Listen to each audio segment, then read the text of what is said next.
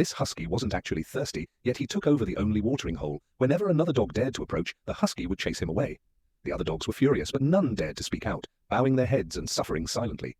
But the newly arrived tall dog was different. He went to the ice before the husky and easily dug a hole in the ice.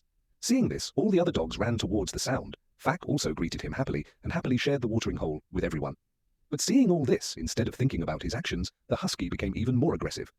He believed that as long as he ran at the front of the pack, his master would always love him.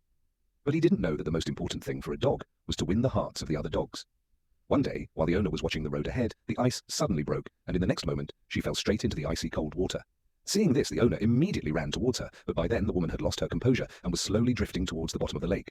At this critical moment, the goat ran like lightning. He left his owner behind and jumped into the water without hesitation. In the dim light, the goat lifted his mistress onto his back and repeatedly tried to save her by slamming his body against the ice. He finally succeeded in saving her, but by then the goat was completely exhausted. He was not only terribly tired, but his owner was also standing beside him, expressing his love. Soon the buck could no longer bear it any longer and began to sink into the ice. His owner was desperately crying out his name on the ice. Hearing the sound, he guessed the right spot. He took out his knife and began stabbing the ice, but the ice was so thick that the knife broke after just a few strokes. He knelt on the ground and wept, thinking that the dog, who had always had the habit of following Buck, risked his own life to save his wife. At that very moment, he saw someone handing him a tool. Without thinking, he grabbed it and started cutting the ice again. But suddenly he realized something. He turned around and found that the one holding the stick was none other than time itself, the very thing he had been constantly remembering.